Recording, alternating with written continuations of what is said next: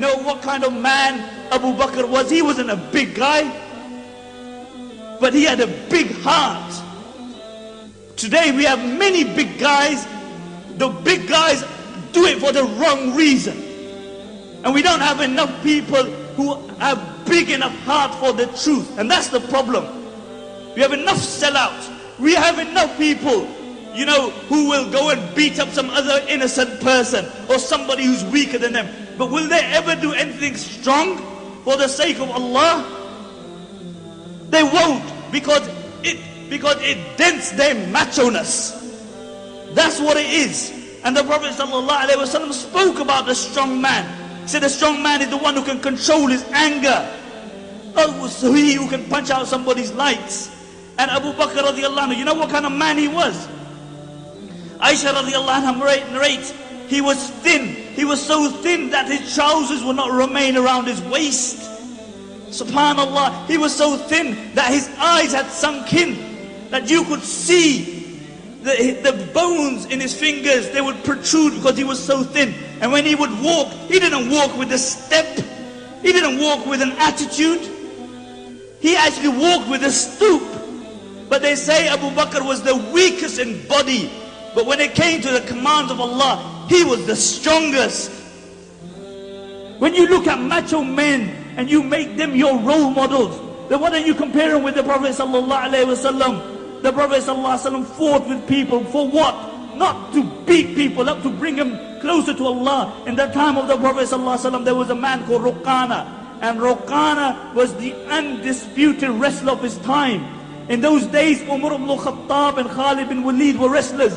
But nobody had ever defeated Ruqana. And upon occasion, he came to the Prophet ﷺ and he said, "Oh Muhammad, if you beat me, I will embrace Islam." And the Prophet ﷺ got happy. He got elated. He said, "Will you actually embrace Islam if I beat you?" He said, "Yes."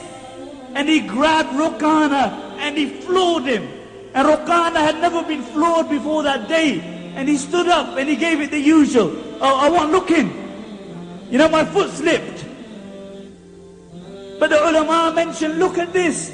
The Prophet ﷺ was ready, subhanallah. He was ready to fight with people to bring him to the haqq.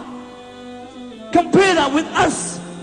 You know, this sick concept of macho man that we have nowadays.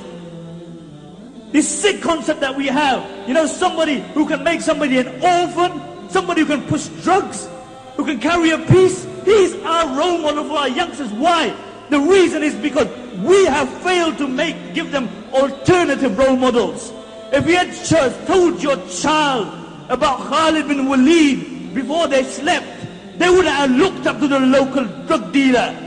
If you had given them examples of Abdullah ibn Mubarak, they would have looked at other people. But did we do that? No. We told them Cinderella. That's what we told them about. And Ruqana stood up again and he said, "Give me another chance." And the Prophet ﷺ grabbed him and he dicked him again. And Ruqana was shocked. That never happened to him before.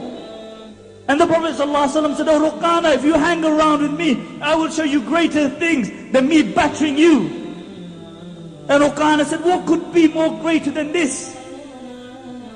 And the Prophet ﷺ indicated toward the tree, and the tree ripped through the earth, and they stood in front of the Prophet ﷺ, and they bore witness that there is no God but Allah, and you are His messenger.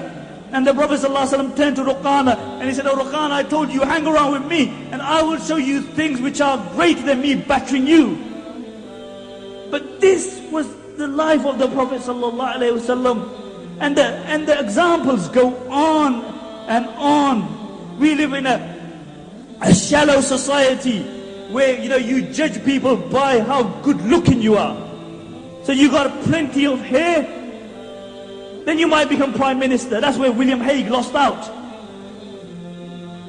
You know, you're good looking, but good look, you know, only skin deep. But if that is what you're looking at, then is there anybody's looks who could compare with the looks of the Prophet ﷺ?